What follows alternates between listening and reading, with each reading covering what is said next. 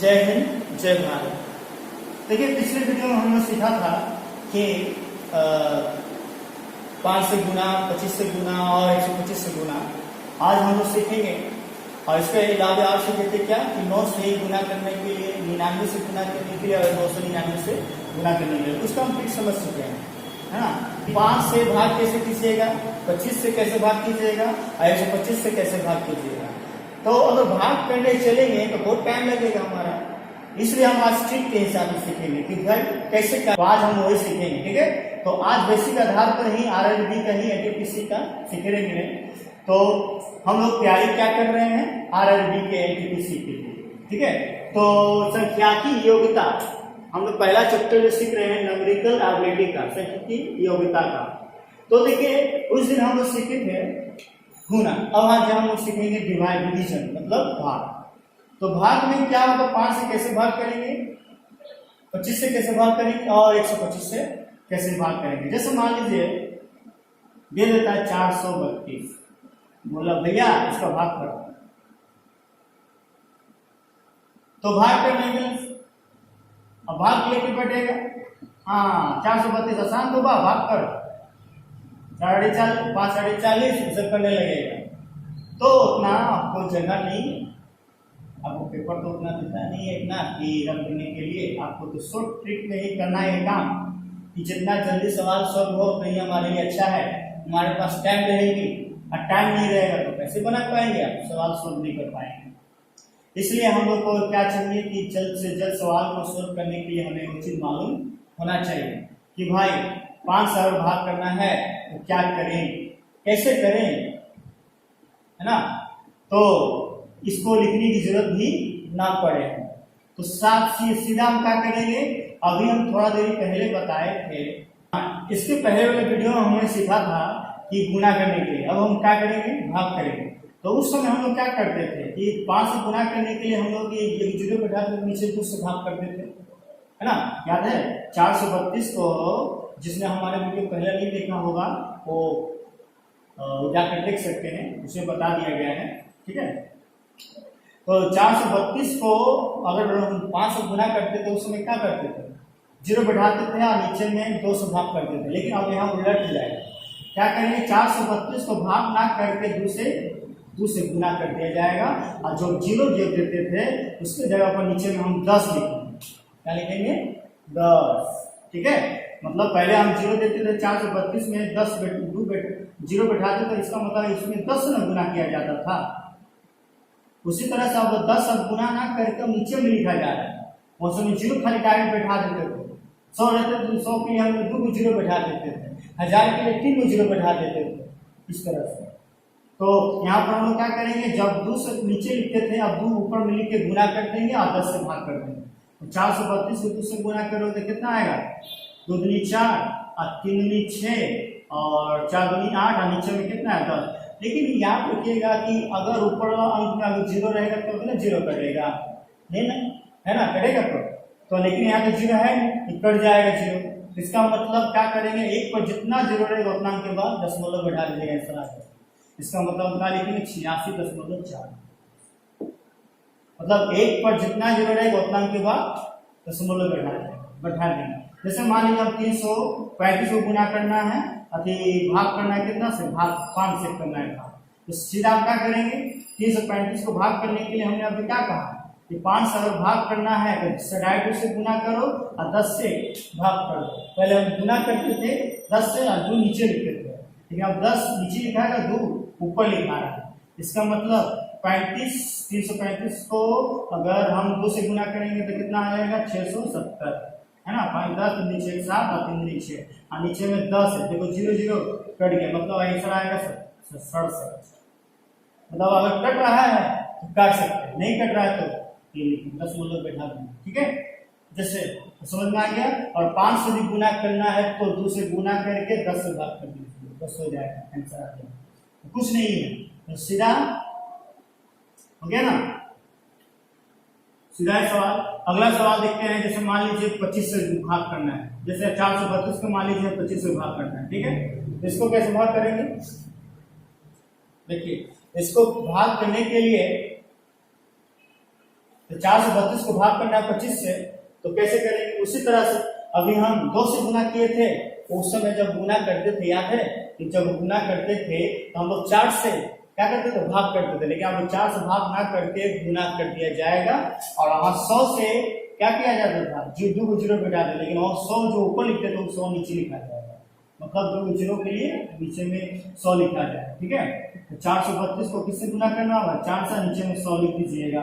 उसके बाद देखिए काट दीजिए, 4 दूनी 8, 4 3 12, अच्छा जो 16 1 17, तो हो गया 100। देखिए 0 को यहाँ पर तो कोई 0 वाला अंक तो है नहीं कि यहाँ 0 वाला कट जाएगा, इसका मतलब 1 पर जितना 0 उतना अंक के बाद दशमलव। देखिए 1 पर 2 को 0 तो 1 अंक 2 अंक के बाद दशमलव बैठा, आंसर आ जाएगा।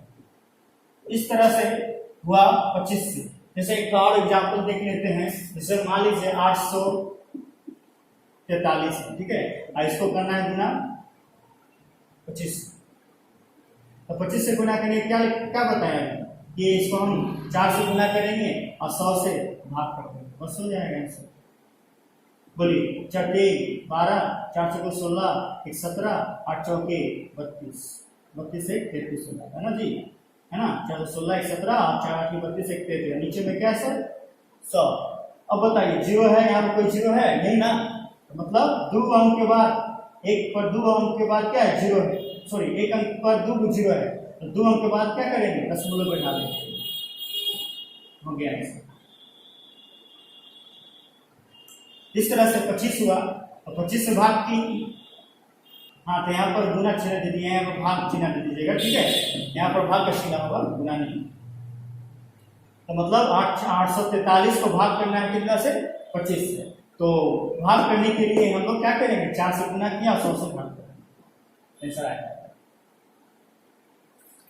अगला सवाल क्या है? जैसे मान लीजिए 125 से भाग करना है, 125 से भाग करना है, 5, उसके बाद 25, उसके बाद 125, उसके बाद 625 आता है।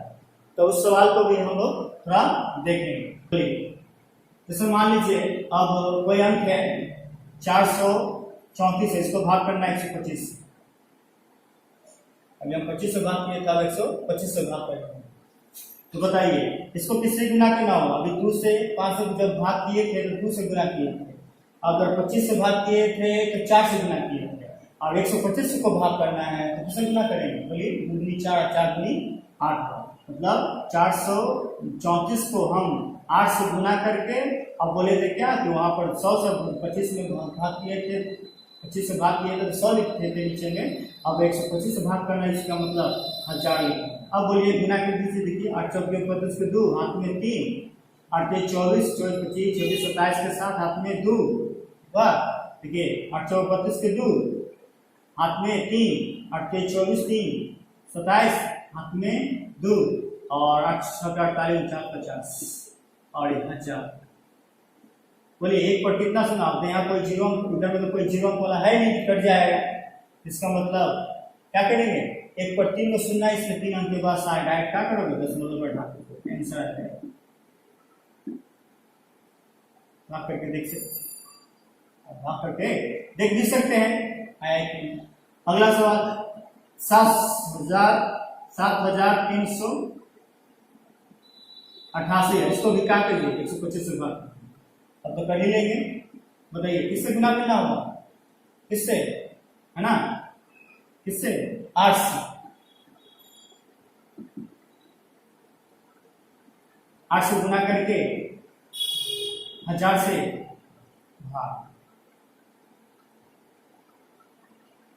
अब 8 64 के 4, हाथ में 6, 64 और 6 70, हाथ में 7, 8 24 और 7, 24 7 31 के 1, हाथ में 3, और 8 56 56 57 58 59, और नीचे में क्या है? 1000।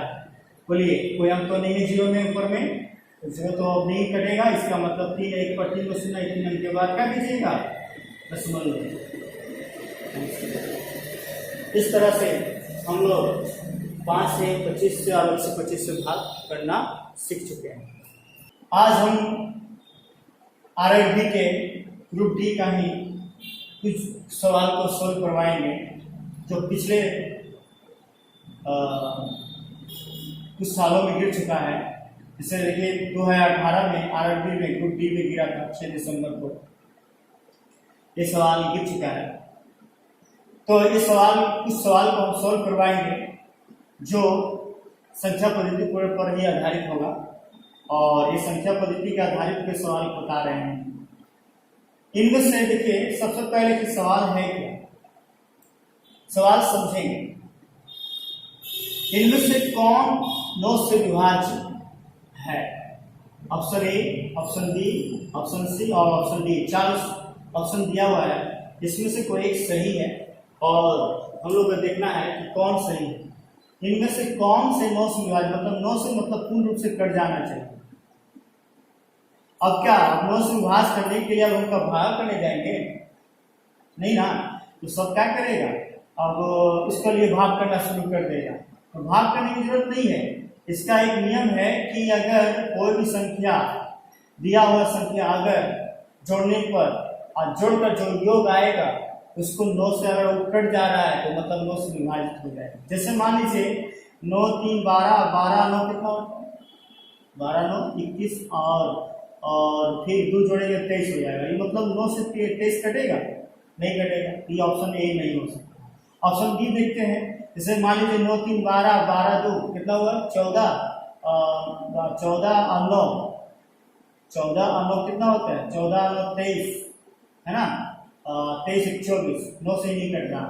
अगला देखो 9 3 12 और 12 1 13 और 13 7 20 और 21, 9 से भी नहीं कटेगा, 9 से 21 भी नहीं कटेगा। अब ये देखते हैं तो बच्चे देखिए ए नहीं हुआ, ना बी हुआ, ना सी हुआ। अब देखते लास्ट जो बचा डी, क्या हो सकता है, 9 3 12, 12 2 14, 14 1 15, 15 3 18। देखिए 9 से 18 कट जाता है। इसका मतलब ऑप्शन नंबर डी सही है ना।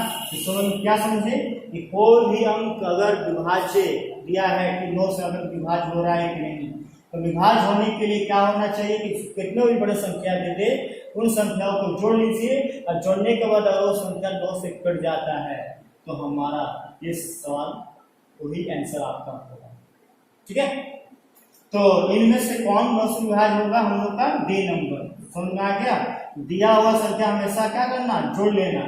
और अगर वो संख्या अगर 9 से कट जा रहा है तो ही वो हमारा आंसर होगा। इन तीनों में से हमारा कोई नहीं हुआ, तो हमारा ऑप्शन नंबर कौन सही हुआ, डी नंबर।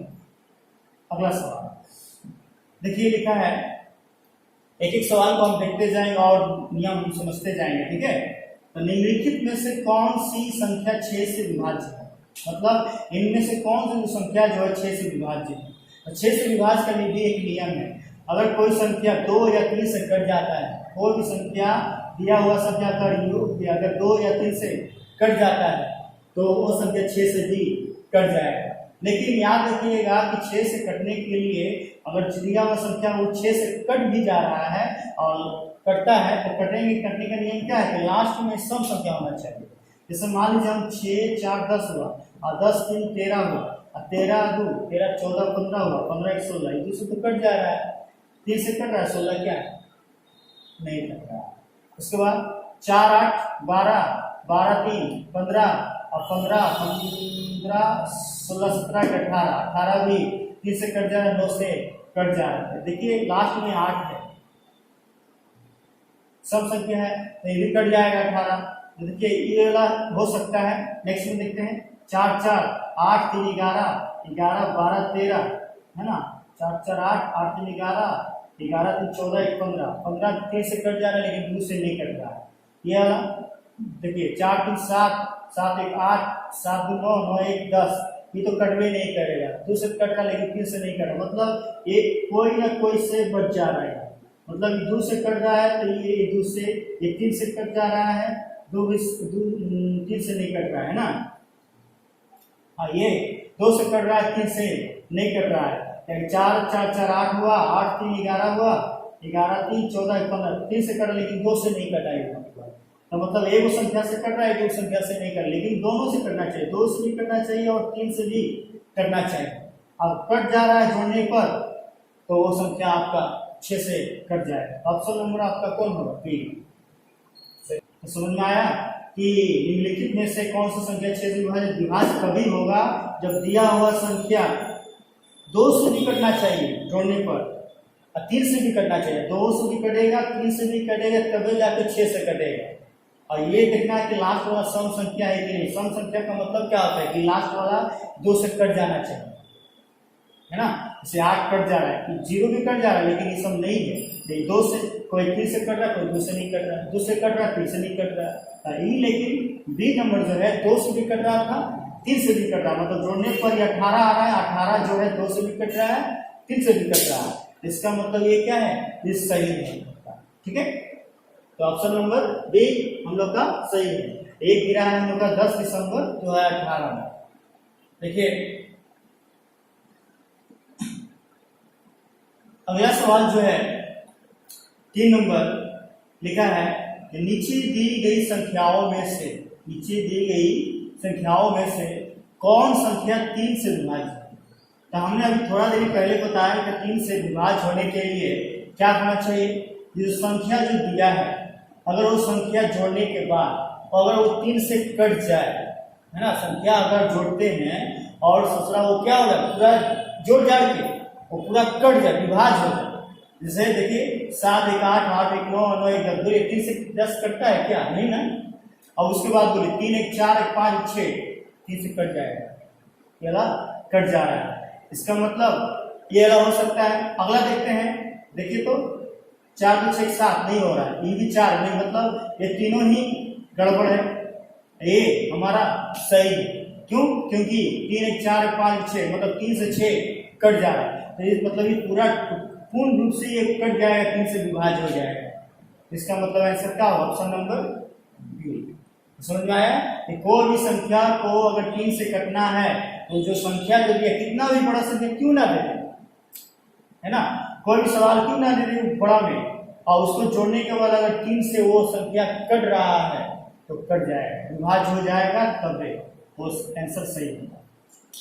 अब अगला सवाल क्या है कि 12.0543 को में एक अंक 3 का स्थानीय मान कितना है, मतलब 3 का स्थानीय मान बताना है कि मतलब 3 कहाँ पर स्थित है, दशमलव के इधर में, है ना। तो दशमलव के इधर में देखिए, दशमलव के लिए हम क्या करते थे सर, याद है, दशमलव के लिए हम लोग 1 देते हैं ना। तो इधर में, इधर नहीं देखेंगे, इधर वाला देखेंगे कि दशमलव के इधर में 1 है, इधर में के अंक के बाद 3, 1 अंक 2 अंक 3 अंक, मतलब 3 कहाँ पर है उपस्थित है। तो 3 जो है देखिए 3 ये वाला है, 1 2 3 4 4 शून्य यहाँ पर है, कहाँ पर, यहाँ पर ये वाला है ना।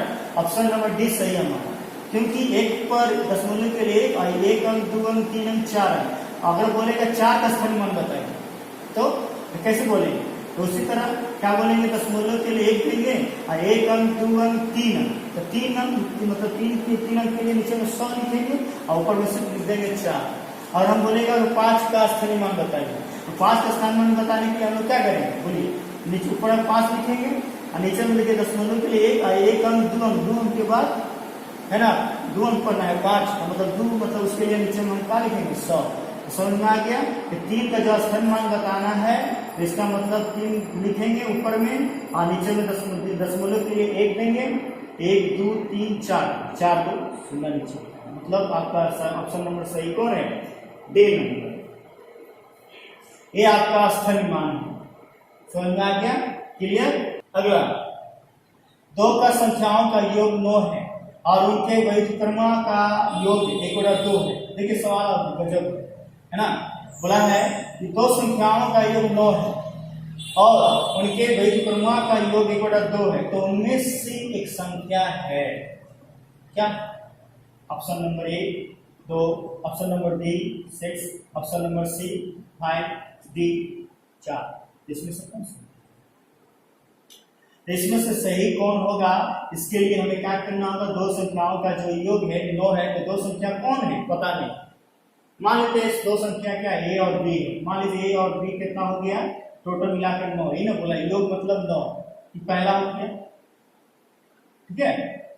दूसरा अब बोला कि उनके व्युत्क्रमा का योग, व्युत्क्रमा का मतलब क्या होता है कि बट्टा में लिखा था, जैसे ए पहला संख्या माने हैं और बी क्या माने हैं, दूसरा संख्या, ठीक है। तो ए और बी का दोनों का योग तो 9 था, भी पहला समीकरण के हिसाब से हुआ, और उनके वैधुपात कर्मानुपात का मतलब उसको क्या करेंगे, बटा में करेंगे, मतलब 1/a और 1/b, उसका जो है योग वो 1/2 है।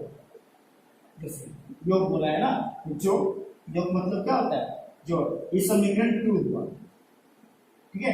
तो ए बी का लसा कितना होता है, ए बी का लसा ए बी होता है, ए बी का लसा ए बी होता है, तो ए बी आया लसा, मान लीजिए ऊपर में यहाँ पर ए बी का लसा क्या हो गया, ए बी, और यहाँ पर क्या हुआ, ए को बी, ए बी में भाग करेंगे तो बी बचेगा, तो बी को एक में गुना करेंगे तो बी प्लस, बी को बी में भाग के बी कट गया, तो ए बचा, तो ए को ए बचे, यहाँ पर ए को एक में गुना किया तो ए बराबर कितना हो गया, 1/2।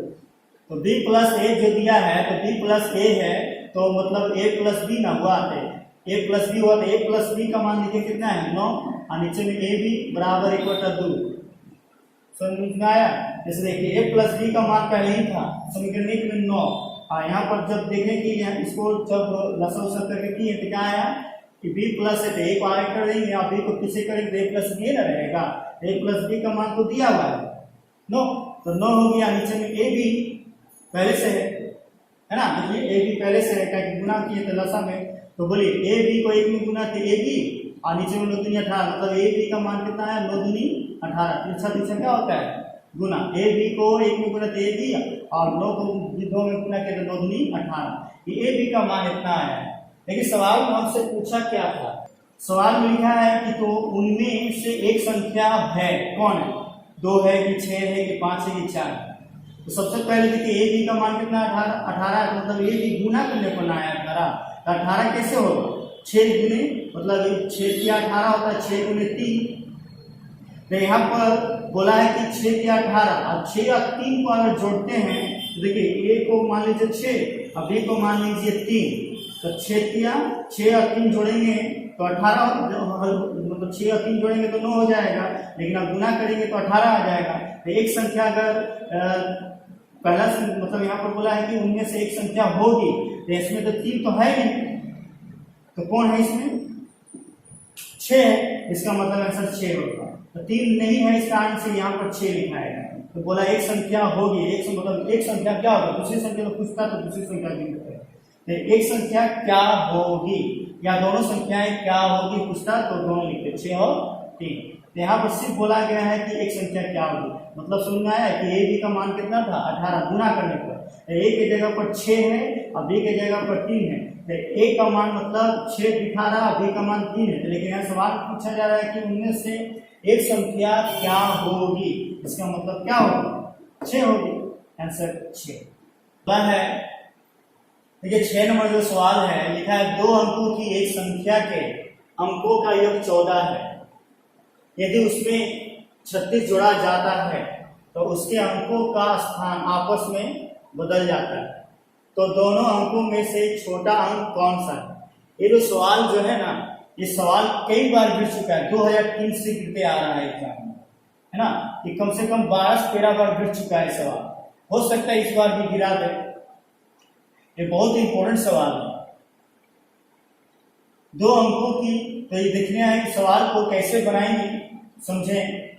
लिखा है 2 अंकों की एक संख्या के अंकों का योग 14 है, मतलब 2 अंक है, ठीक है, और दोनों अंकों का योग जो है 14 है, उसमें 36 जोड़ा जाता है, तो उसके अंकों का स्थान क्या हो जाता है, आपस में बदल दी जाता है, मतलब जो दहाई अंक जो है इकाई में चला जाता है, इकाई अंक जो है दहाई में चला जाता है, मतलब अंक बदल जा रहा है ना। जैसे दोनों अंकों में से छोटा अंक कौन सा है, जैसे मान लीजिए कोई संख्या है, मान लीजिए 35 है, तो जब इसमें हम कुछ जोड़ रहे हैं और मान लीजिए इसमें 2 जोड़ रहे हैं तो क्या हो जा रहा है, ये संख्या जो है बदल जा रहा है ना। जैसे जोड़ने पर क्या हो जा रहा है, पहले जो 5 जो है आगे चल जा रहा है, दहाई में चल जा रहा है और इकाई में चल जा रहा है ना, इकाई में आ जा रहा है 3, इस तरह से हो जा रहा है। तो सवाल में ये पूछा जा रहा है कि छोटा अंक कौन सा है, ये पूछा जा रहा है।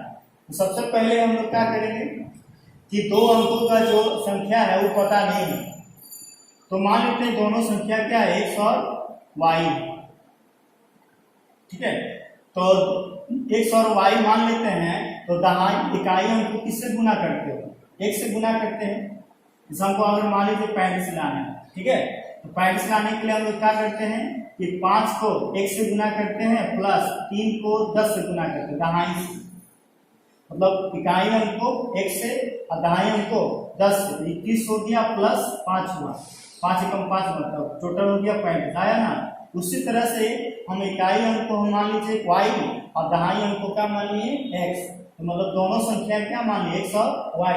तो दहाई अंक को अगर मान लीजिए 10 से गुना करेंगे और y को 1 में गुना करेंगे तो y ना रहेगा सर, है ना। तो 10x समझ में आ रहा है, दहाई अंक को 10 से, इकाई अंक को 1 से गुना किया जाता है, तो अगर y को 1 में गुना करें तो y और दहाई अंक को 10 में गुना किया तो 10 10x हो गया। तो ये दोनों को क्या है, ये हमारा संख्या है, टोटल क्या है, पूरा संख्या हम लोग का है, ये क्या है पूरा संख्या है, मतलब हमारा संख्या जो है 10x प्लस y है।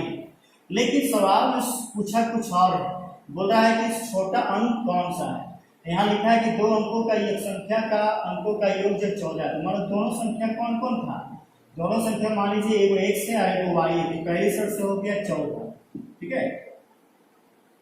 लेकिन क्या हुआ कि दूसरी शर्त में क्या कह रहा है कि अगर इसमें हम क्या बोल रहा है 36 है ना, दोनों अंकों का योग 14 है और यदि उसमें 36 जोड़ा जाता है, इस संख्या में, इस संख्या में अगर 36 जोड़ा जाता है तो संख्या का दोनों अंकों का स्थान बदल जाता है, मतलब तो दोनों अंकों में से छोटा अंक कौन सा, मतलब आपस में यहाँ तो बदल जा रहा है, कौन, उसके अंकों का स्थान आपस में बदल जा रहा है। जैसे मान लीजिए संख्या भी इतना है 10x और उसमें 10x प्लस y है, उसमें अगर हम 36 जोड़ देते हैं तो जो इकाई अंक जो है वो दहाई चला जा रहा है और जो दहाई अंक है वो इकाई में चला जा रहा है। तो इकाई अंक को अगर 1 से गुना करें तो एक ही रहेगा, लेकिन तो दहाई अंक में चला गया, ये क्या हो गया दहाई अंक, ये इकाई अंक में रह गया, लेकिन ये दहाई अंक मतलब 10,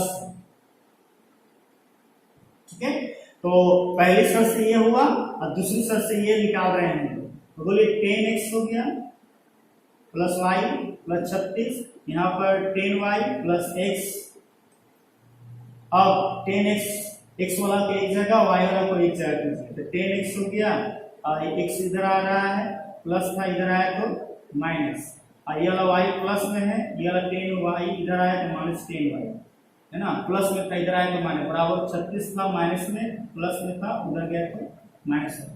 अब 10x में एक x घटेगा तो 9x बचेगा, यहाँ पर बचेगा 9y बराबर यहाँ बचेगा माइनस 36, है ना।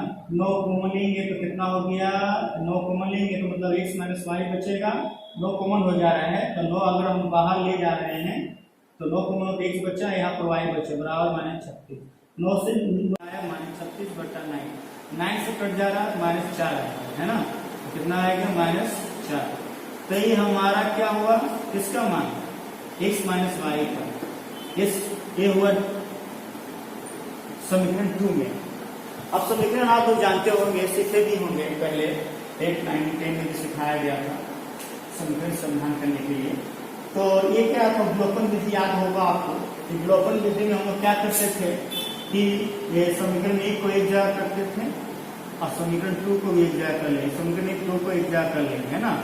तो ये हुआ 1 हुआ और ये क्या हुआ 2, तो x माइनस वाई बराबर कितना हुआ माइनस 4। देखिए एक कट जा रहा है ना, प्लस माइनस था इसलिए कट गया, x कट गया, 2 x जुड़ गया, क्योंकि प्लस में प्लस माइनस कट गया, तो यहाँ बचेगा कितना माइनस 10 बचेगा, 14 का साइन ज्यादा है और माइनस 4 का साइन कम है, तो घटेगा, प्लस एक है माइनस में घटेगा तो कितना है 10, इसलिए x बराबर कितना है 5, यानी 2 से 10 कट जा रहा है 5 बार में, इसका मतलब x बराबर 5 आया, लेकिन हमको अभी सिर्फ y का मान अभी निकालना बाकी है।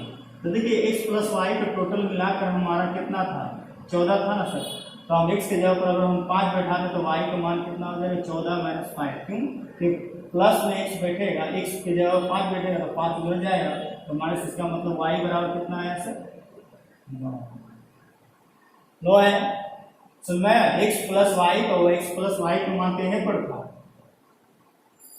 है ना, तो x प्लस वाई का मान यहाँ पर है 14 है, तो x के जगह पर हम अगर हम 5 बैठाते तो 5 उधर ले जाएंगे तो कितना बचेगा, 14 में से 5 गया 9, इसका मतलब y का मान हमारा 9 है। तो इस तरह से x का मान भी निकल गया, y का मान भी निकल गया, लेकिन सवाल में पूछ रहा है कि छोटा अंक कौन सा है। तो संख्या तुम्हारा टोटल कितना था, पहले लिखे कितने, 10x प्लस y था। तो बोलिए 10x के x की जगह पर क्या बैठेगा, बोलिए x की जगह पर हम 5 बैठाएंगे और प्लस y की जगह पर 9। तो बोलिए कितना होगा, 10 से 50 गया प्लस है ना 9, तो कितना हुआ 59। तो सवाल में पूछा जा रहा है कि सब देखिए टोटल संख्या हमारा 59 है, टोटल संख्या हमारा आ गया 59, ये जो संख्या जो माने थे।